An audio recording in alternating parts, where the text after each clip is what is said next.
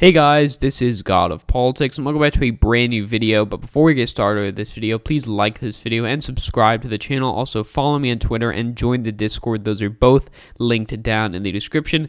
But this is it. This is the final electoral map. 306 electoral votes for Joseph R. Biden Jr., 232 electoral votes for Donald J. Trump. Joe Biden flipped 5 states and 1 congressional district. Donald Trump, in turn, losing 5 states and 1 congressional district. And this was a very notable election. It was a very historic election for a number of reasons. Now, I'll be getting, again, as I've said before, I'll be getting into the specifics of that later on. But, just to kind of look at an overview, this is a really remarkable election because Joe Biden was able to beat an incumbent president, which is really not common at all.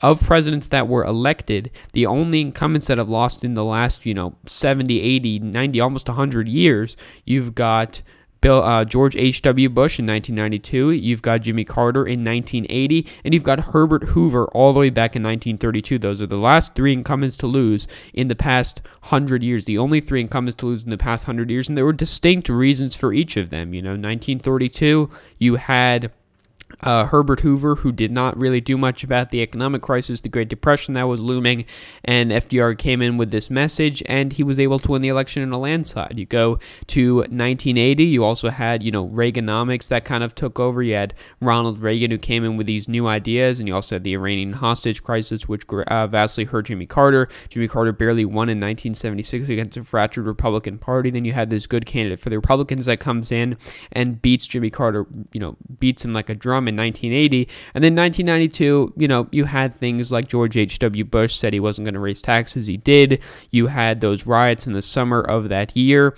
You also had Ross Perot running, which could have hurt some of that fracture in the Republican Party, which again you saw. And you had Bill Clinton, a charismatic young politician from the state of Arkansas that was able to make inroads in places Democrats had not won in a long time. Those are the last 3 incumbents to lose, and now we have a 4th in the last 100 years, and it is Donald Trump who has lost. And the way that it happened was Joe Biden rebuilt that blue wall up in the Midwest, winning those upper Midwestern states of Wisconsin, Michigan, Pennsylvania, flipping all of them, doing it quite easily too. Won Michigan by, quite a significant number, won it by 150,000, over 150,000 votes. He's winning Pennsylvania at this point by over 60,000 votes, and he's winning Wisconsin by 20,000 votes, which is, more than what Donald Trump won these states by in 2016.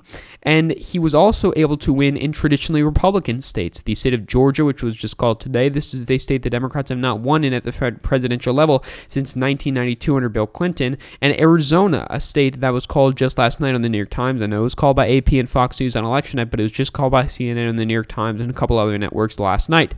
Now, this is a state Democrats have not won in since 1996. So you really have to look at how remarkable this election is. And, you go back to 2016, Donald Trump said that him winning 306 electoral votes was a landslide. Well, using that same logic, Joe Biden won by a landslide. But in all seriousness, Joe Biden didn't win by a landslide, but he got a decisive victory. And again, I'll say it again, I got 49 out of 50 states right. I got every single state right in my prediction except for the state of Georgia. Now, I said Georgia would be razor thin. I said it was the dark horse. I said it was the steeper flip, but I didn't predict it to flip, and it ended up flipping, so there is that. But anyway, we do look at this map. Joe Biden has won the election. This is what the final electoral map will look like, and this has really been a redefining election because it showed how this suburban trend has been solidified to the Democrats. The urban areas are solidified with the Democrats already. Suburban areas are becoming more Democrat. And then you've got these rural areas that have just become even more Republican, more than what they already were.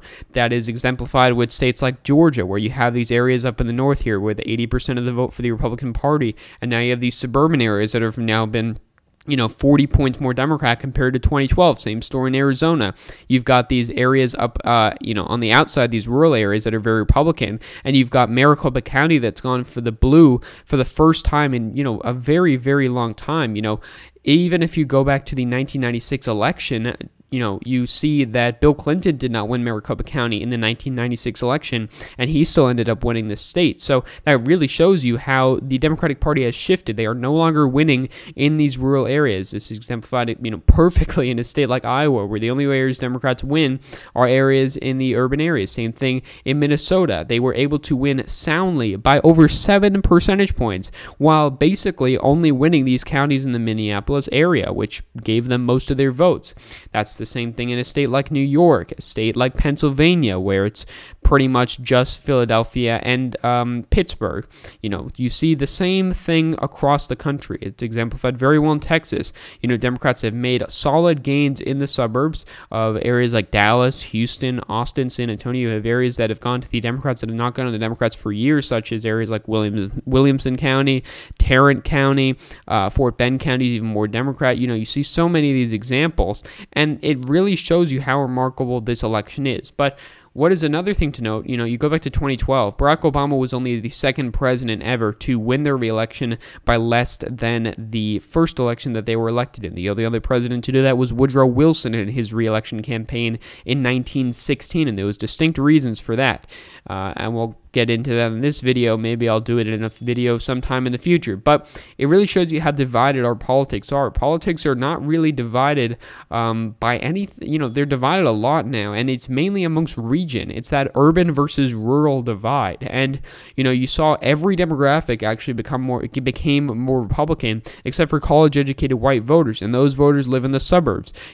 Black voters, Latino voters, they live in urban areas mostly, and those areas trended towards the Republicans. That's exemplified in areas like Miami-Dade County, in areas like, urban areas of like Harris County. And that is shown very well. You look at Maricopa County, if you look at the precinct level, the areas Joe Biden did better in were the white areas, the areas he did worse in were the Latino areas. But what's most notable is how you have that regional shift, where you have the urban areas becoming more Democrat, and especially the suburban areas becoming more Democrat, and the rural areas becoming more Republican. You go back to 2004, Bush won in his re-election campaign by much more than what he won by in his first election, which was one of the closest elections ever. You go back to 1996, Bill Clinton won by a lot more in 1996 than what he won by in 1992, and that is because partisan politics were less of an issue. It was less divided. He was able to build on the coalition that he built in his first election rather than lose the coalition. That's when he was able to win states like Arizona, even though he didn't win Maricopa County.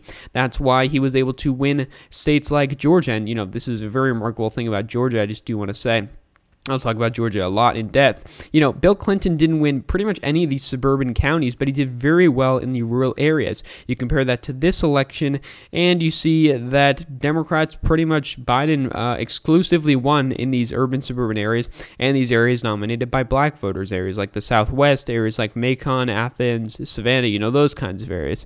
But overall, this is a very important moment in our history to note what the nature of this kind of election was. It was a very important election, and it's going to change this country for years to come, I do believe. And it's also very notable, for many other reasons, and I've been talking about them before, and I will continue to talk about them. But this is the final electoral map, what the final electoral map looks like.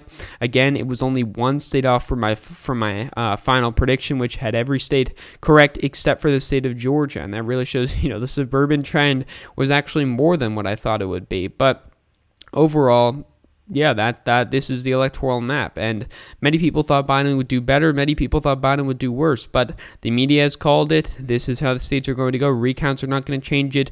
Voter fraud, lawsuits, investigations, things like that is not going to change it. This is the final election result. We will still have more votes coming in. Biden's electoral popular vote lead, I expect to expand. Currently, it's around 3.4 percentage points. I think it'll end up around 4.5 percentage points. We have more ballots in California, a lot more ballots in New York, and some of these other areas in the Northeast, areas like New Jersey, Virginia, Maryland, etc. And those ballots will come in. They'll help Joe Biden. They'll help his popular vote win, and he's going to get the most votes of any presidential candidate in history. This has been the highest turnout election since 1900, and Joe Biden got a decisive victory. And I think that is very notable, and I think it is very, very important. So thank you all for watching this video. Please like this video and subscribe to the channel. Also follow me on Twitter and join the Discord. Those are both linked down in the description. But again, guys, thank you all for watching this video, and I will see you guys later.